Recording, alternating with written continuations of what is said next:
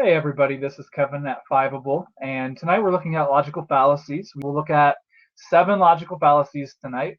We'll look at 8 more next week. So for basically the most important or the most commonly used 15 logical fallacies over the next 2 weeks. With that in mind, I'm going to take the first 5 minutes or so to basically just do a quick overview of logical fallacies, what they are, why they're important, and why you shouldn't use them. So I'm going to go ahead and start my PowerPoint, and I'll again answer any question that you have before the end of the night. So again, I have a 2-part logical fallacy series. We'll do 7 of the 15 logical fallacies tonight, and then the next 8 next Tuesday. Hope you can come back for that. Logical fallacies, I used to teach a lot in the classroom, and now I don't spend a ton of time on them. But I think they're actually a fun part of AP Lang and Comp, and I actually think they are useful to know. The reason I don't focus on them anymore is because the terminology isn't really the focus here, and I'll go through the terminology tonight. But really what I want you getting tonight is just a greater sense of this is what to avoid in writing. So just a quick reminder, I said this at the beginning tonight. Next month, so starting in February, we are going all in on synthesis. I love the synthesis essay. I think they're a lot of fun. So I hope you can keep coming back on Tuesday evenings. Every live session from here to the end of the year will be free. Just again, make sure either if you miss a live session or if you want to rewatch a live session, that's when you want to be a Fiveable Plus member. All the replays from the entire year will be part of that account, plus extra cram sessions when we get really close to May. And I'll just basically cut through the most important pieces of our content area to make sure you're really ready for that 4 or 5 on the AP Lang exam. Now, tonight let's launch into logical fallacies. Again, we'll take like 5 minutes talking about what they are and why you should not use them. So simply put, a logical fallacy is some sort of faulty logic. A writer might say something and the best orators, the best talkers, the best writers often sound really smart when they talk or write. But we need to figure out, as really critical thinkers, we're thinking like college students. So we need to figure out, even if they sound smart, is their logic sound? Anytime that they have a lapse in logic, that is a logical fallacy. Now, the most common logical fallacies have terminology or names attached to them, and I'll go through those tonight. With that said, what I want you focusing on is, okay, maybe you don't remember the name, the fancy term for them. Some of them you'll remember, some of them you've heard before. Some of them I guarantee you've not heard before, unless your AP teachers already covered them this year. With that said, I'm not focused on terminology, so I'll share them with you. It's not a secret, but I don't want you getting super focused on the terminology. Terminology is not nearly as important as it was even 7 years ago for our course. Instead, we're just looking for critical thinking.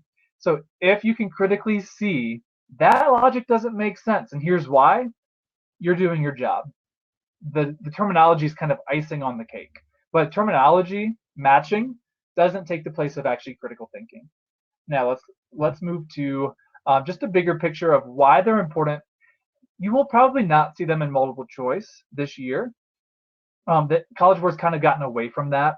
Maybe you will on some multiple choice, like as like a distractor. Maybe like the answer is A, and they'll throw out like straw man fallacy as an option. That's possible.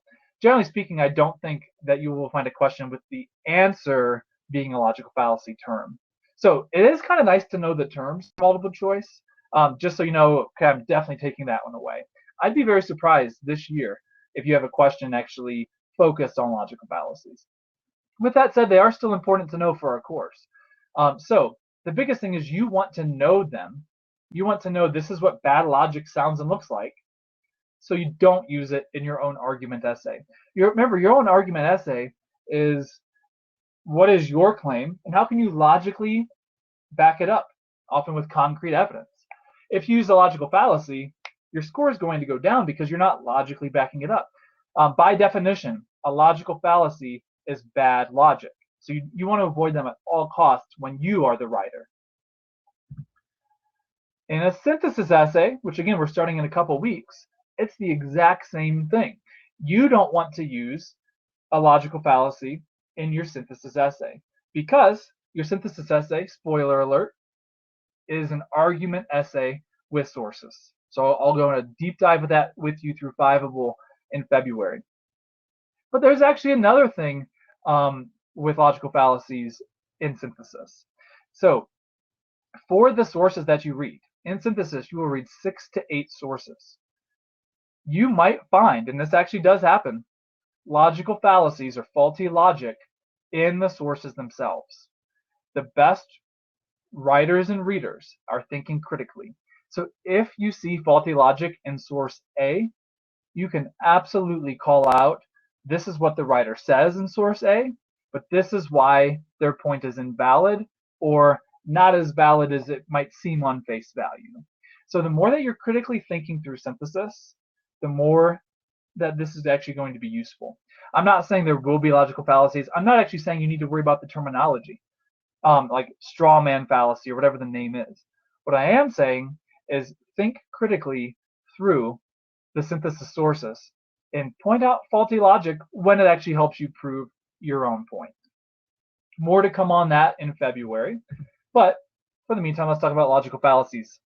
In rhetorical analysis essays, don't even worry about logical fallacies. Pretend you don't even know them, because in rhetorical analysis, College Board is asking, what does the writer do that's effective? And by definition, a logical fallacy is ineffective. I'm an AP reader, and I've read many essays in which the writer, the student writer says, this author that I'm analyzing used blank logical fallacy, and it is effective because blank. So those writers inherently are just thinking it's a matching game and thinking, okay, I know this fancy terminology, and I kind of see that maybe in paragraph 2, so I'm going to kind of force it together and make it work. Don't worry about rhetorical analysis logical fallacies. If you see one, honestly ignore it. Focus on what the writer does effectively. Okay, we're going to launch in the rest of the night, we're going to unpack 7 logical fallacies. Again, I don't anticipate it being a super long live session, but I will get to any questions if there are any by the end. So the first logical fallacy, and one of the most common, is ad hominem. Ad hominem is Latin for against the man. In other words, it's attacking somebody. It's attacking another speaker or another person. This logical fallacy is used when someone criticizes someone's argument based on their personality, appearance, or other trait that's irrelevant. So what it's not is I'm attacking a person. What it is I'm attacking an argument by actually just attacking the person. So the difference there is I can say, hey, you're ugly. That's not an ad hominem fallacy, even though it's kind of mean. If I said, hey, that's a stupid idea because you're ugly, that's the ad hominem fallacy. By launching an attack on a person and saying, therefore, their ideas are wrong, that's when this fallacy comes. So, hey, maybe someone is ugly, and if you tell them they're ugly, you're not wrong, even though it's mean. But by saying your idea about the tax code is wrong because you're ugly, that's where the fallacy comes into play. So again, I really wanted to emphasize here, name calling is not the fallacy. A lot of people want to say ad hominem fallacy is name calling. Well, it is, but under these conditions. You're name calling under the false premise that the insult negates the other person's argument. So again, I'm attacking you for something unrelated to your actual argument. Remember, a premise is a claim. Remember, a claim is just what you are stating to be true. Now, you have to, in AP or in just life, support your premise or your claim through logic and facts and concrete evidence. So just keeping all of that in mind, I'm going to say the word premise a lot in this live session. A premise is your or someone else's claim. A premise is not proven until it's proven, right? But here, again, I am attacking your premise with faulty logic. So therefore, I'm not really doing my job arguing against you. We're going to look at 3 examples for each logical fallacy tonight, just so you can get a good sense of what the fallacies are And I'm going to be honest, you will see a lot of my examples tonight. You will have seen something like it in your life before. And the reason for it is because logical fallacies are all around us. After this live session, if you're not already in this state, you will watch the news, you will watch opinion pieces, you will just be talking to friends, family, whoever, and maybe even listening to yourself.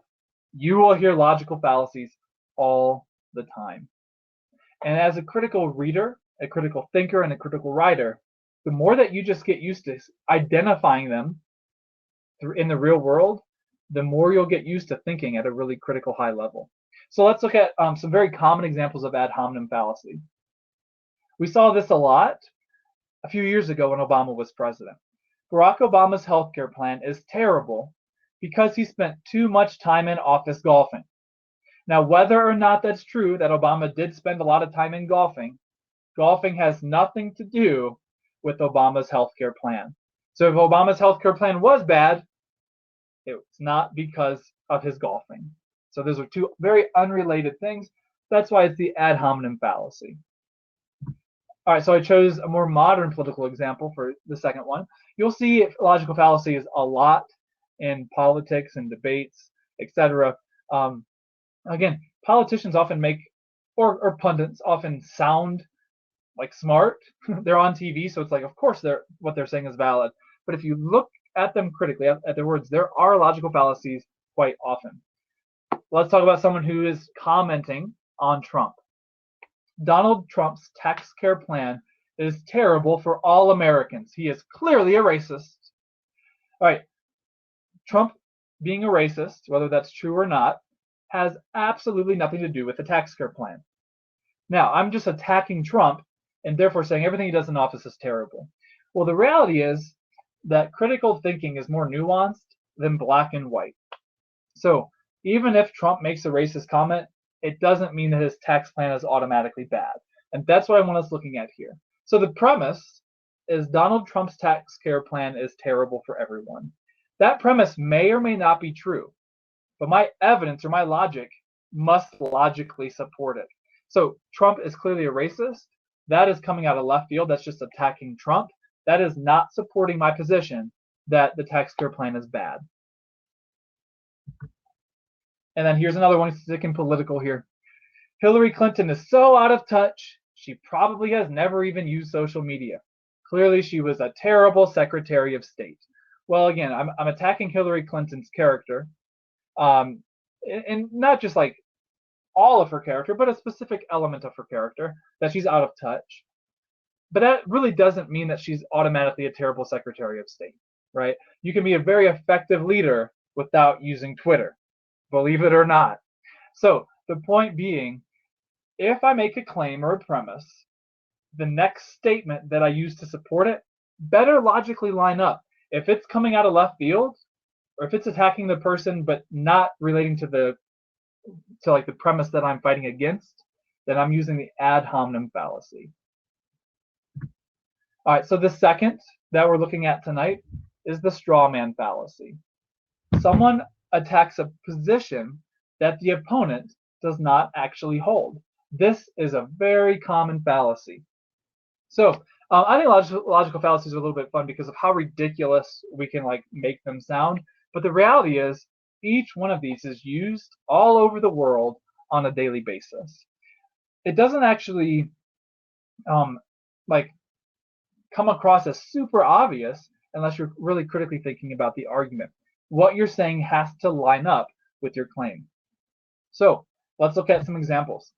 So person one says, okay, the theory of evolution states that humans and apes have a common ancestor.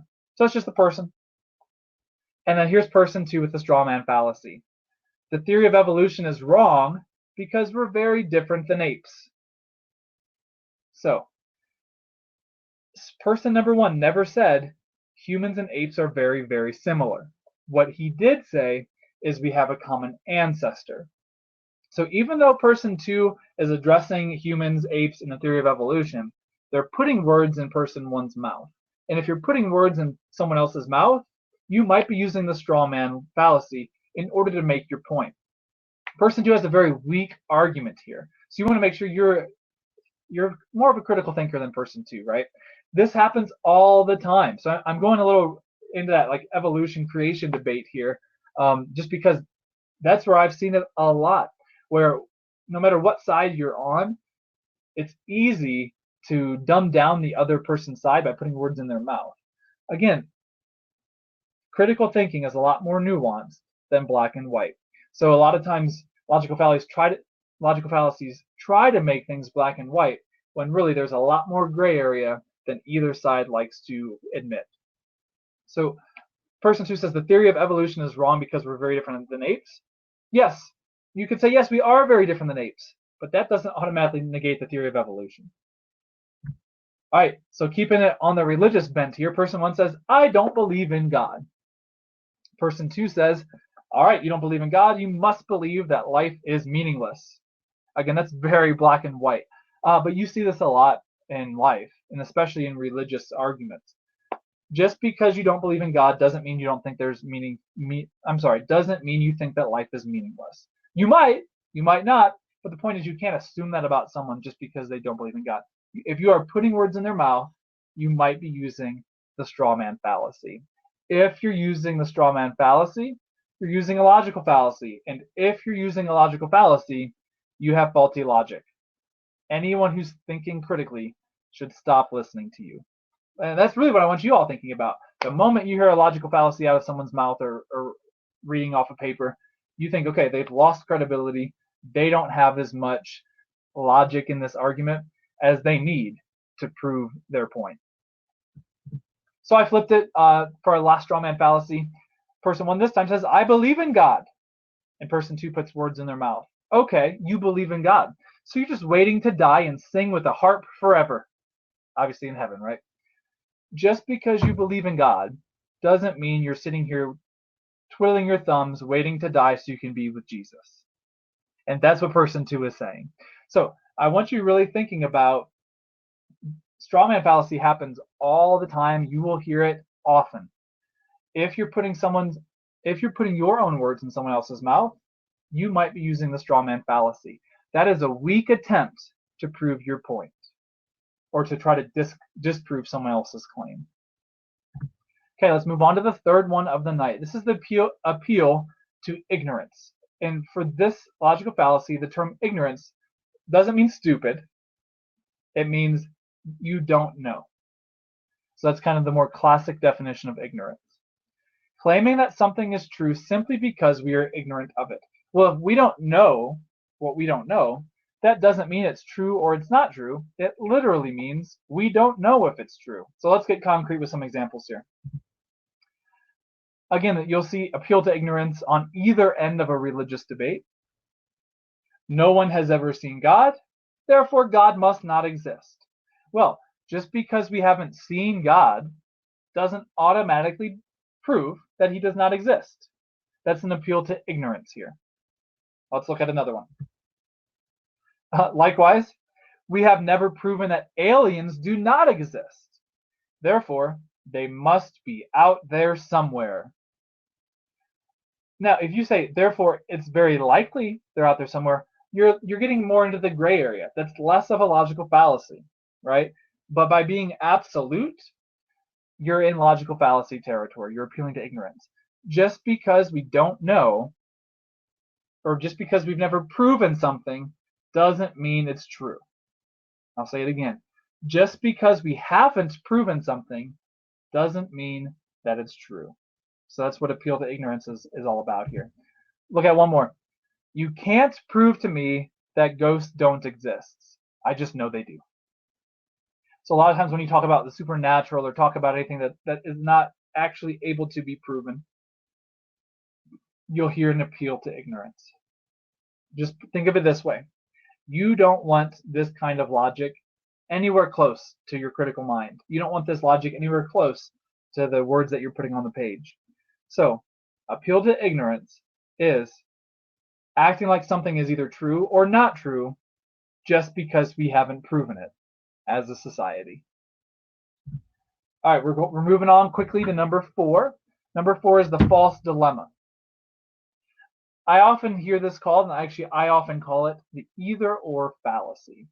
This one is super common, I'll be honest with you, super common in just casual discussions, casual conversations, often between high schoolers and their parents. I'll be honest. I've seen it a lot. And if I'm being honest, my high schoolers, my classroom, my students often use this one to me as their teacher. They're saying, okay, the options are black and white. It's either X or Y. When really, there's a lot of other gray area options in between in the middle. So claiming that there are only two possible options is the false dilemma. It's easy to think of it as either or, when really there's way more than two. Again, you don't want to use this logical fallacy because if you're overly simplifying a situation, you're showing that you're not thinking about it critically enough. This is important in your argument essay and in your synthesis essay. You want to show that you are very thoroughly, clearly, and critically thinking about the topic in which you're writing. So here's one that you might hear in a romantic relationship. You either love me or you hate me. I'm going to be honest. There are a lot of people in this world who I do not have a deep-seated love for, but I also don't hate. I like them. I tolerate them. I enjoy them. I might not love them, right? So there is a difference between completely on one end of the spectrum and the complete other. There's a lot of room in the middle. Hey, maybe I slightly dislike someone. I don't hate them. I just slightly dislike them. Maybe I have zero opinions about someone, right? So that's the point here. Let's not oversimplify and say it's either one extreme or the other. Let's realistically realize there are many options in most parts of life. So the second one, this is another like middle school or high school example. Back in the days when we thought that fighting would solve our problems, you need to fight her after school or you will appear weak. Well, there's other options here, right? Maybe you don't fight her and you appear to be the stronger person. Maybe you do fight her, but you still appear weak. Maybe you don't fight her because you have a different way to show that you are strong. And that's probably where we're going here, right? So it's not I fight her and I appear strong, or I don't fight her and I appear weak. There's a lot of middle ground in which to walk. All right, our last example for false dilemma. Either call your grandma today or ignore her forever. Okay, well, implicit here is there's probably going to be a few days left in the week, many days left in the year, in which you can call your grandma. Now, you all should call your grandma. It's nice to say hi. It's nice to say I love you. But you don't have to ignore her forever if you don't call her today. So a lot of people use false dilemmas. And again, it's showing here's two extremes. One's obviously a good answer that they're trying to lead you to. Call your grandma, tell her you love her. And one's obviously a bad example. So if you have to only choose between the two examples, or the two hypothetical scenarios, obviously you would choose the good one, right? If you're going to choose call your grandma today or ignore her forever, you're going to call her today. But the reality is you might be busy today. You might have to call her on Sunday. So the point being, when you see someone parse down a complex situation to two extreme examples, they are likely using the false dilemma to railroad you into their preference, right? Into calling your grandmother today, for example. You want to show that you're a critical thinker, so you want to have a wide range of nuanced thinking. So your essay would say, hey, just because you don't call your grandma today doesn't mean you don't love her. You can call her tomorrow. But hey, again, it's still important to call your grandma. All right, let's keep going. Slippery slope is probably one of my favorite logical fallacies. It's probably my favorite to make up examples for anyway. Now, it's actually sometimes hard to identify. So a slippery slope exaggerates the outcome of an event or a decision. So my examples tonight, I had a little fun with. I went a little extreme on the outcome and the exaggeration. That's kind of the point. But there might be some lesser exaggerations in the real world that are still slippery slopes, and I still want you to identify them. So critical thinkers realize, yes, there are always outcomes to certain decisions and events. However, one event probably doesn't have as big of an impact as we sometimes want to give it credit for. Critical thinkers realize the world works very complex, and many, many, many events create impacts, right? So, for example, we just watched, a lot of us, some football on Sunday. There was a play in which defensive pass interference was not called. A lot of people want to give that play, maybe rightfully so, the scapegoat of why the Saints lost. But more nuanced perspective might say that play was super important, but there was many, many other plays as well that we have to keep in mind. So we can't just say this one thing happened and the rest of the world has never been the same. We have to think about all the elements, all the pieces here. So slippery slope often way oversimplifies a complex situation. Let's begin with our examples. All right, if you don't let me go to my friend's house, I will be ostracized at school, lose all my friends, and die alone. I hear this from my high schoolers a lot, I'll be honest with you. And they know they're being ridiculous. So I'm using like some ridiculous examples on slippery slope to prove the point that this one night in which you don't go to your friend's house will not be the reason why you die alone. Maybe you will die alone, but this is not the main culprit, right? Hopefully you don't die alone, by the way. Now, with that said, the slippery slope here is way over prioritizing one detail. Going to my friend's house will either make or break my entire life.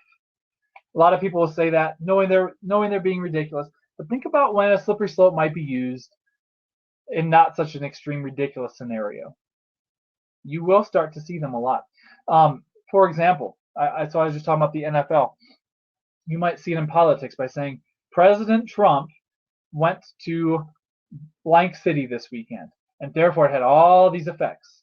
Well, I'm sure President Trump going anywhere is going to have some effect, but it's not going to change everything. One event is never going to completely change the course of like the way the world works. The world is way more nuanced than that, and critical thinkers recognize that. But let's have some fun. Let's look at the second slippery slope. If I don't get an A on this exam, my GPA will be ruined. I won't get into college, the college I want, and I will end up on the streets. All right, my students try this one out on me too when they're bribing me. Well, at least they're trying to bribe me for an A. All right, so the point is this one exam is not going to define your life. So I'm putting too much credit on this one small thing. And that's what slippery slope does. It's an extreme or just a slight exaggeration of something. Let's look at the third one. I kept it positive this one. The last two were kind of sad. If I get an A on this exam, I'll get the full ride scholarship, which will lead to a great liberal arts education, which will launch me forward onto my path of becoming the president of the United States. Okay, you might become the president of the United States one day, and maybe you'll get an A on this exam. But this little exam, or big exam, is not going to be the primary reason you become the president. It might be a factor, and that's okay. So that's why these are a little tricky when they get like less ridiculous and extreme, because maybe that was a factor. Maybe this exam was a college like entrance exam, so it wouldn't be an A. But if you ace this exam, that's not the only reason you become the president or really successful, right? It is one important step along the way, though. So critical thinkers realize I have to ace this exam if I want to still have all of these potentials, but they're not automatically going to lead me where I want to go. I still have to work hard. I still have to be successful in many, many more steps. So slippery slope, it's easy to get extreme with them, which I did tonight, but really think about, is this event being given too much weight? Is the outcome of this event being exaggerated? If so, that's the slippery slope logical fallacy. Our next one tonight is circular argument. This actually happens quite often. as well, which again, all of these do. That's why we chose them tonight. So circular argument is when a person's support for a claim or premise is simply the premise repeated. Let me put it in different words. Remember, premise is claim.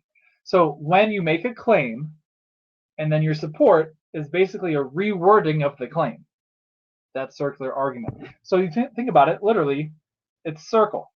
You go claim, support.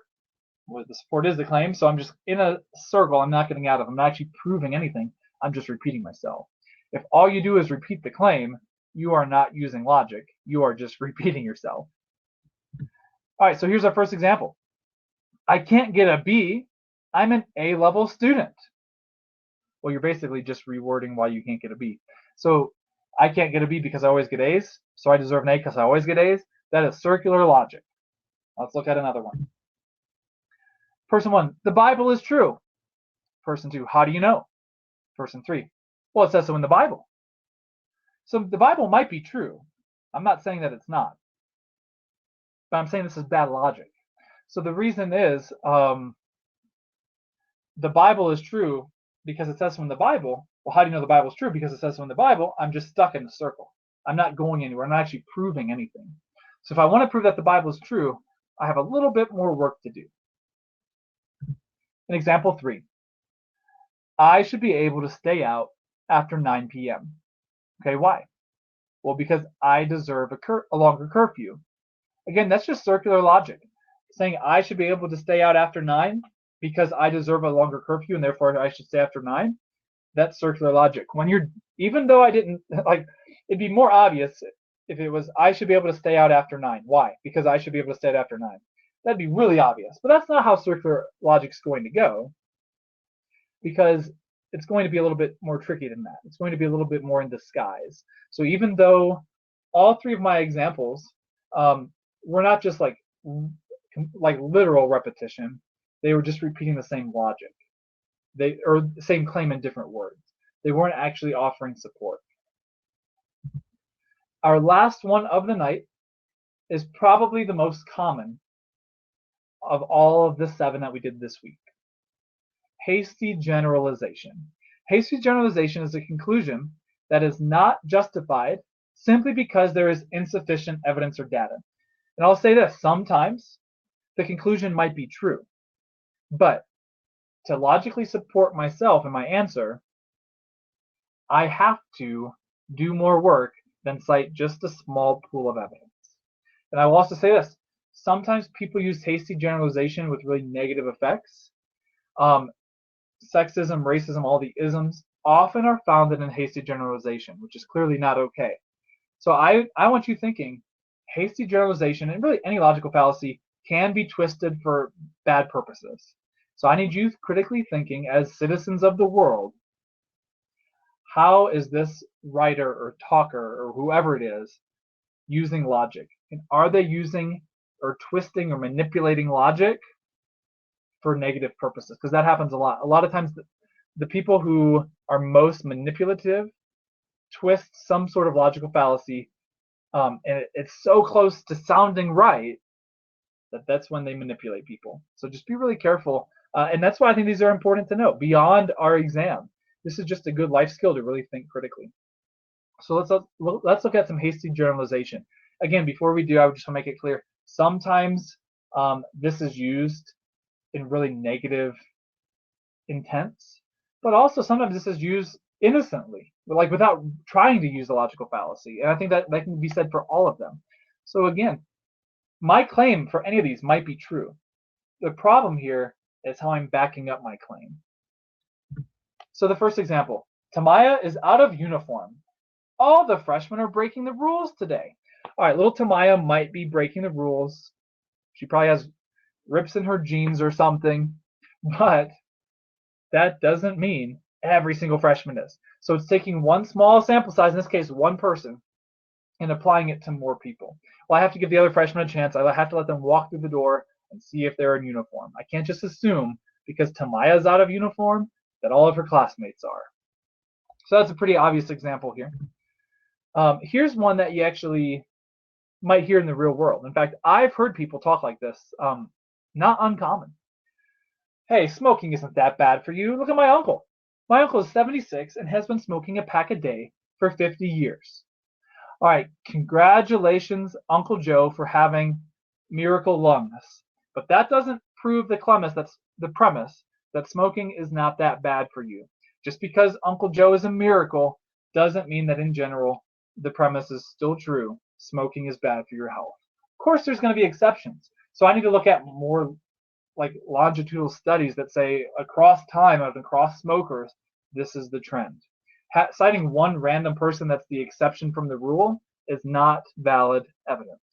Side note, anecdotal evidence, like my Uncle Joe, might be valid, but if all I use is a random anecdote and I don't really say how it fits into the overall trend, I'm really thinking argument essay here.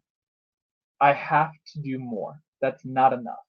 So here, clearly, we're all smart enough to realize, okay, your one random uncle that you know is the exception of the rule, not the rule. That's because we're critical thinkers. All right, last one. Kanye West supports Donald Trump. Therefore, all African Americans must support him.